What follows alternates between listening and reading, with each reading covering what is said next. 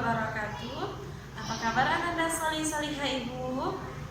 Alhamdulillah, luar biasa. Allahu Akbar.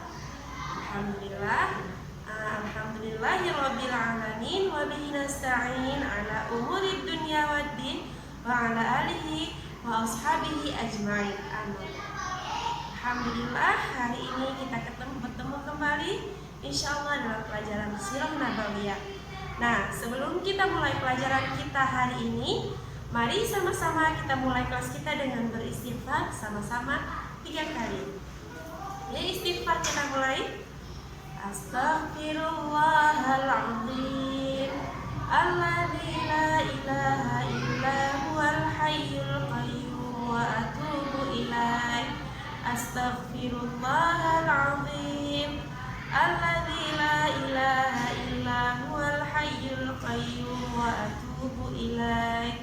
Astaghfirullahaladzim alladzi la ilaha illa huwal hayyul qayyum wa atubu ilaih.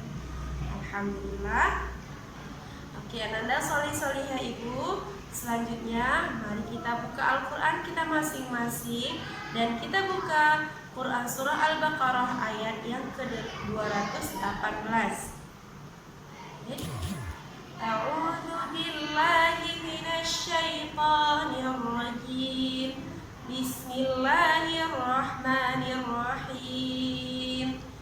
Innal ladzina amanu wal ladzina hajaru wa jahadu fi sabilillah ulaika yarjuna rahmatallah wallahu ghafurur rahim. Yang bermaksud sesungguhnya orang-orang yang beriman dan berhijrah di jalan Allah dan berjihad di jalannya, mengharapkan rahmat dan pengampunan dari Allah, dan Allah maha pengampun. Ayat ini Ananda solih-solihah Ibu menceritakan tentang orang-orang yang beriman, yang berhijrah, dan setelah mereka berhijrah kemudian mereka berjihad bersungguh-sungguh. Karena apa? Karena mereka mengharapkan rahmat dari Allah dan juga mengharapkan pengampunan dari Allah Subhanahu wa taala. Misalnya seperti kisah hijrahnya Rasulullah SAW, mengharapkan rahmat apa? Rahmat ataupun pertolongan Allah.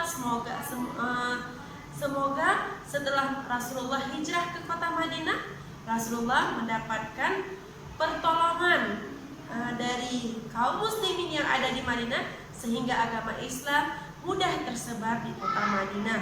Kemudian ada yang bertanya dengan Ibu, misalnya ya, Ibu, apakah sekarang ini ada hijrah? Ada, tetapi bukan hijrah tempat Ananda solih-solihah Ibu.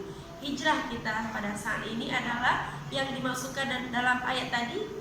Misalnya kita ingin berhijrah, dari awalnya kita belum solih, misalnya masih meninggalkan sholat, kemudian kita ingin sholat kita itu tertib dan sholat kita itu penuh dalam satu hari 5 waktu. Nah, hijrahnya yang awal-awalnya mungkin masih sholat subuh sering ketinggalan, kemudian sholat isya juga ketinggalan, ataupun sholat asar yang sering ketinggalan. Nah, itu juga hijrah yang dimaksudkan dalam ayat tadi, meninggalkan hijrah dari sifat yang tidak baik tadi, kemudian hijrah kepada sifat yang baik. Dan bertujuan apa? Bertujuan untuk mengharapkan rahmat dari Allah dan mengharapkan pengampunan dari Allah atas sebab-sebab kita meninggalkan sholat yang sebelumnya. Jadi Ananda solih-solihah Ibu, hari ini seperti ayat yang telah kita bacakan tadi, insya Allah kita akan belajar tentang peristiwa hijrah Rasulullah Sallallahu Alaihi Wasallam. Hijrah kemana Ananda solih-solihah? Hijrah ke kota Madinah. Baiklah, Ananda solih-solihah Ibu, seperti yang sudah kita pelajari sebelumnya ya, Rasulullah SAW belum lagi lagi menerima perintah dari Allah Subhanahu wa taala untuk melakukan hijrah ke Madinah. Padahal saat itu ramai sahabat yang sudah melakukan hijrah ke Madinah. Seperti contoh Umar bin Khattab yang sudah awal sekali melakukan hijrah ke Madinah. Kemudian ada beberapa sahabat lagi yang sebelumnya sudah kita bahas, yang telah pertama sekali mendahului Rasulullah untuk melakukan hijrah. Nah, hari ini kita ingin mempelajari tentang peristiwa hijrahnya Rasulullah Sallallahu Alaihi Wasallam, dengan siapa Rasulullah Sallallahu Alaihi Wasallam melakukan hijrah, dan bagaimana peristiwa Rasulullah melakukan hijrah. Nah, untuk mengetahui tentang peristiwa tersebut, mari kita simak penjelasan dari Ibu dengan memerhatikan gambar yang sudah Ibu siapkan di sini. Nah, ini merupakan hijrah Nabi Rasulullah SAW dari kota Mekah menuju ke kota Madinah. Bisa diperhatikan menanda soli-soliha Ibu. Nah, yang pertama sekali dimulai dari rumah Rasulullah SAW.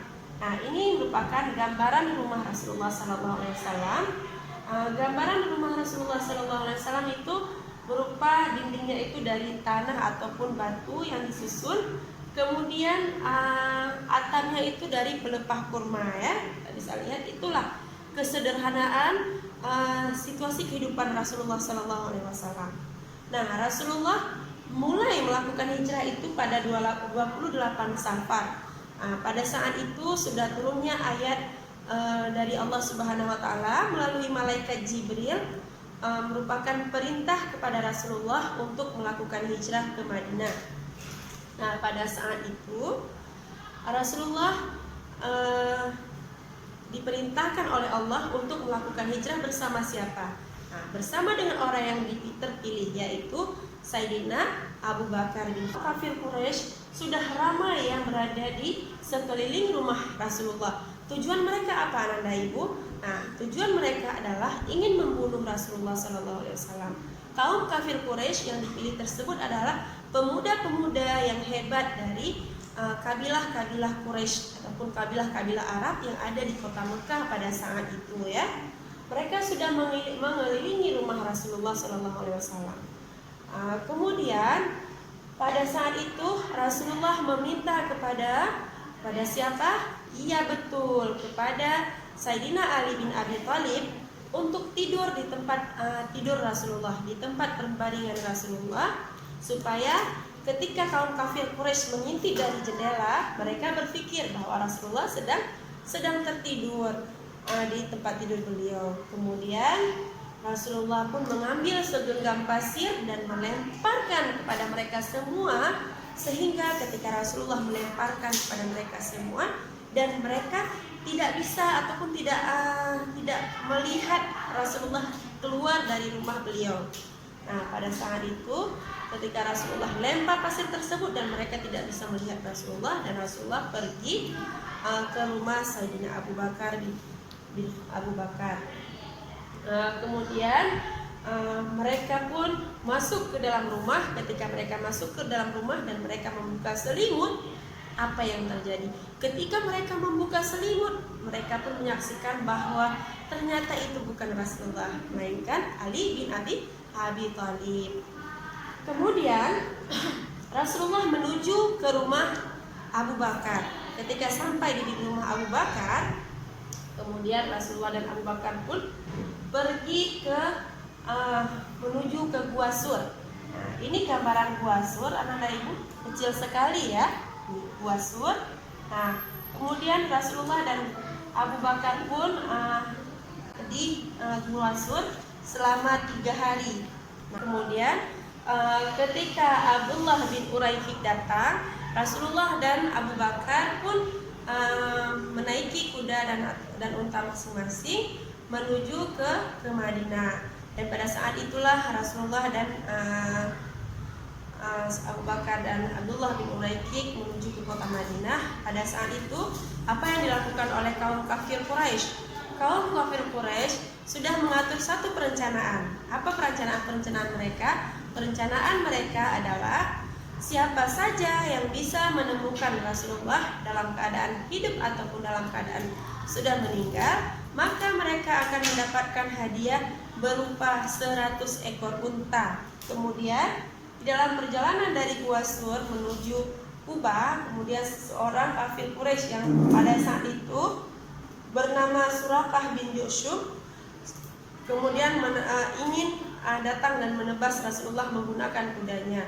Tetapi pada saat itu kudanya ketika berjalan langsung masuk ke dalam pasir. Kemudian dia bangun kembali, masuk kembali ke dalam pasir. Dan sampai-sampai Suraqah ini mengatakan kepada Rasulullah dan Abu Bakar saat itu, aku tahu kejadian yang menimpaku tadi adalah karena doa kalian. Kemudian Suraqah ini mengatakan begini, doakanlah kebaikan untukku. Kemudian Allah berikan kebaikan kepada Rasulullah, mendoakan kebaikan kepada Suraqah, dan Suraqah mendapatkan kebaikan dari Allah Subhanahu wa Ta'ala.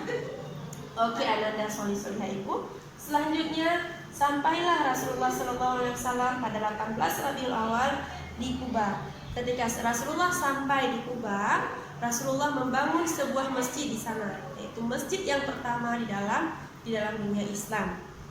Nah, ketika Rasulullah membangun sebuah masjid di sana dan diberi nama dengan Masjid Kuba. Nah, setelah selesai membuat Masjid Kuba tersebut, dan Rasulullah menuju ke kota Madinah, yaitu nama lain dengan Yasrib. Nah, pada tanggal 22 Rabiul Awal Rasulullah SAW sampai di kota Madinah. Nah, dan pada saat itu semua kaum muslimin yang ada di kota Madinah sudah menanti-nanti kedatangan Rasulullah dengan penuh rasa harap dan penuh cinta, dan mereka mendendangkan sebuah selawat yang dinamakan dengan selawat Badar. Nah, kita sudah belajar tentang silsilah bagaimana perjalanan Rasulullah tadi, ya. Selanjutnya kita bisa lihat peta kecil ataupun gambar kecil tentang perjalanan Rasulullah, ya. Sebagai ringkasan dari perjalanan tadi. Nah, kita bisa lihat yang pertama pada 28 Safar Rasulullah keluar dari rumah beliau, kemudian menuju kemana? Menuju ke Gua Sur. Nah, di sana Rasulullah berada di Gua Sur selama 3 hari. Dan pada 1 Rabiul Awal Rasulullah memulai lagi hijrah menuju kota Yasrib ataupun kota Madinah. Kemudian pada 8 Rabiul Awal Rasulullah tiba di Kuba dan membuat sebuah masjid yang dinamakan dengan Masjid Kuba. Pada 12 Rabiul Awal Rasulullah tiba di kota Yasrib dan disambut dengan penuh kegembiraan oleh kaum muslimin yang ada di sana. Kemudian kita beralih kepada tokoh-tokoh yang membantu hijrah Rasulullah SAW. Seperti yang kita ketahui, ya, perjalanan Rasulullah itu dibantu oleh orang-orang yang mulia, orang-orang ada yang dibayar, ada orang-orang yang memang pilihan Allah di saat itu. Nah, yang pertama seperti Abu Bakar As-Siddiq. Abu Bakar As-Siddiq siapa? Peneman Rasulullah SAW menuju kota Yasrib saat itu dengan bermacam-macam ujian. Ada yang digigit oleh ular atau kalajengking di Gua Sur, kemudian mengorbankan harta yang banyak. Itulah sahabat terbaik, yaitu Abu Bakar As-Siddiq. Kemudian Ali bin Abi Thalib. Nah, Ali bin Abi Thalib adalah orang yang mengganti posisi Rasulullah di tempat tidur beliau. Yang tidur di tempat tidur beliau ketika kaum kafir Quraisy sedang mengelilingi rumah Rasulullah untuk dibunuh. Nah, situasi tersebut antara mengorbankan nyawa, ya. Jika kaum kafir Quraisy tidak membuka selimut tadi, langsung membunuh, bisa-bisa Ali bin Abi Thalib untuk syahid pada saat itu. Kemudian Abdullah bin Ariqas. Nah, Abdullah bin Ariqas ataupun Uraiqi.